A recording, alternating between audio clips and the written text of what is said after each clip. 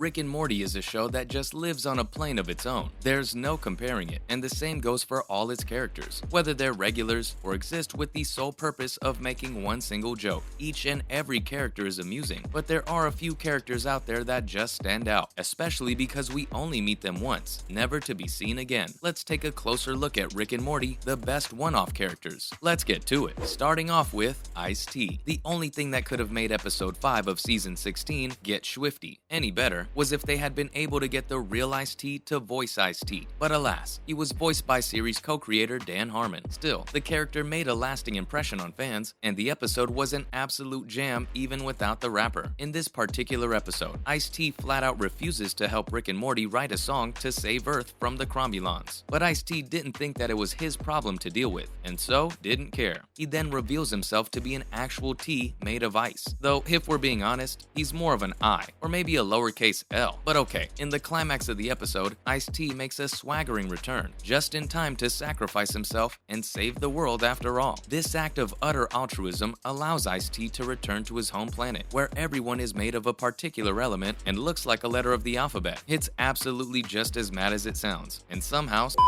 funny. Next up, we have Bad Cop Morty. Episode 7 of Season 3, The Ricklantis Mix-Up, is arguably one of the best episodes of Rick and Morty. It's in this episode that we finally get an in-depth look at the citadel of Ricks. Surprisingly, it gave fans some proper lore to chew on, not to mention the unusually profound political commentary. But there's something else that makes the Ricklantis Mix-Up such a memorable episode. We're talking about Bad Cop Morty, who isn't just the most memorable character of the episode, but definitely belongs to the few memorable characters of the show in general as well. No, we're not forgetting about Evil Morty, but he's a different story for a different day. Bad Cop Morty fits perfectly into the role of the corrupt cop that doesn't mind taking bribes or manipulating the system to stay on top of his game. But that's exactly what made this episode, and his character in particular, so shocking. The B-side of the plot revolved around this character being a Morty. Traditionally, these types of characters have been Ricks up until that point, simply because of their naturally selfish personalities. But this time, it's Morty who's corrupt, and his new Rick partner is the one with a heart of gold. It sounds like such an easy mix-up to the predictability, but the end result definitely stuck with fans. And now, Doofus Rick. This is a special one. Doofus Rick truly is unlike any other Rick in the series thus far, and not just because he happens to enjoy eating poop. We're talking about episode 10 of season 1, Close Encounters of the Rick Kind. In this episode, we're introduced to the idea of the citadel of Ricks, and other versions of Rick for the very first time. As this was still really early on in the Rick and Morty journey, it's really hard to imagine that there was, in fact, a brief period in time when there was only one Rick and one Morty, especially after having met Doofus Rick, who just might be the sweetest and most pure character that has ever been written by Justin Roiland and Dan Harmon. When Jerry meets Doofus Rick, they instantly bond, and even after Doofus Rick leaves, Jerry never forgets about him, kind of like fans did actually. The fact that Doofus Rick was truly never forgotten on the series is evidenced by a picture of Doofus Rick being seen in the garage later on. It's little details like these that make Rick and Morty such an amazing show. Following, Blazin. Well, what do we have here? Is it the coolest character ever? Yes, it is. In episode 4 of season 5, Rick Dependent Spray, we find a character named Blazin, and he's easily one of the best characters to have ever appeared on Rick and Morty. Rick Dependent Spray isn't necessarily the best episode of the series, but Blazin certainly made an impression. A lot of season 5 of Rick and Morty dealt with the changing relationship between Rick and Morty, but that doesn't mean that there were the occasional time-hopping action episodes to mix things up a bit. In the first half of this episode, things build up to Blazin being this super skilled ninja character who can meditate on the airplane through some harrowing turbulence where he falls from said airplane, somehow manages to land without a scratch. And oh, he can smell caves as well, because that is just such a useful skill. All of this chaos is the build-up to a hilarious twist. Blazin, the amazing ninja that he is, chooses to fight the swarm of the giant mutant sperm monsters all by himself. What are giant mutant sperm monsters? Do you really want to know? Either way, Blazin immediately gets his sword stuck in the ceiling, so he drops his pants to reveal his beautiful thong, and dies when the sword ends up falling onto him. His dying words were, "I know how to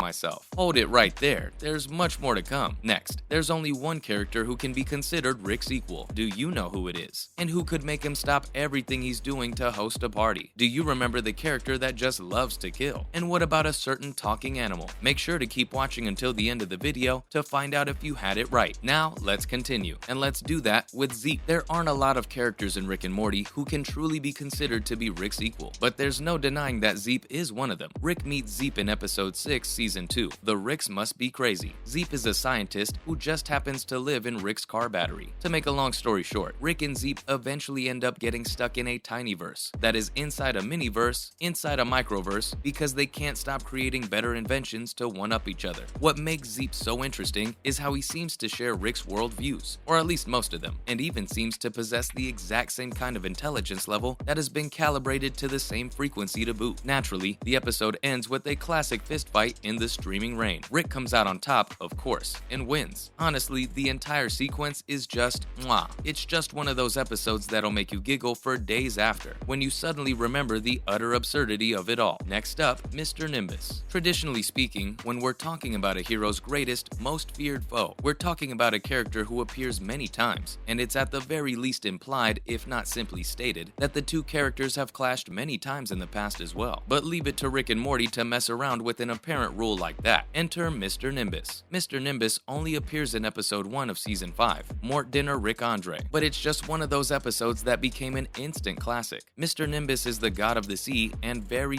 positive. But that's not the most interesting thing about Mr. Nimbus. He's actually the only character, as far as we know, who is able to get the infamous Rick Sanchez to stop everything he's doing and put on a dinner party instead. Mr. Nimbus is so much fun because he gives fans a tiny glimpse of how great Rick used to be and how far he has fallen. If anything, this episode just showed that Rick used to be even greater than he has been thus far in the series. How much farther do you think Rick will end up falling? Following, Frumbopulous Michael, yet another one of those memorable characters that had very little screen time, yet has managed to get himself stuck in the minds of the fans nonetheless. In short, Frumbopulous Michael just loves to kill. That's it. That's his whole thing. Frumbopulous Michael makes his appearance in episode 2 of season 2, Morty Night Run, where he buys an antimatter gun from Rick. Frumbopulous gives Morty his business card, just in case the 14-year-old ever finds himself in a position where he would like to have someone killed, after which he infiltrates a prison and is tragically killed by Rick's car. There's nothing truly special about Frumbopulous. Essentially, he just boils down to a joke, but that's exactly what makes him so memorable. The ridiculousness of it all makes Frumbopulous Michael one of the most random, but funny characters you'll find in Rick and Morty, and he only appears once. And we saved the best for last, the talking cat. Who could forget episode 4 of season 4, Claw and Hoarder, Special Rickdoms Morty. This episode definitely gave fans the absolute best one-off character of the entire series, a cat that can talk, voiced by none other than Matthew Broderick. Now, there is the main plot of the episode, where Morty gets a dragon, but compared to Jerry's side plot in which he finds a cat that can talk, Morty's dragon just is a bit of a disappointment. This talking cat has only one goal, and that's to have as much fun as it possibly can while avoiding anyone asking questions about why it can talk. Jerry and the cat actually end up traveling to Florida, because that's the place where nobody asks questions. Then, at the end of the episode, Rick scans the cat for its memories, and seemingly uncovers something so horrible, Jerry starts to throw up, and Rick finds himself actually considering ending his own life. What did the cat do to invoke such a violent reaction when its memories are explored? Did something happen to him? We'll probably never know, because we never see the talking cat again. What do you think could have happened that made a cat able to talk? And with all that, that's a wrap for this episode. What's your favorite one-off Rick and Morty character? Let us know in the comments. Don't forget to like and share the video, hit the subscribe button, and tap the notification bell for more content like this. Thanks for watching, and we'll see you next time.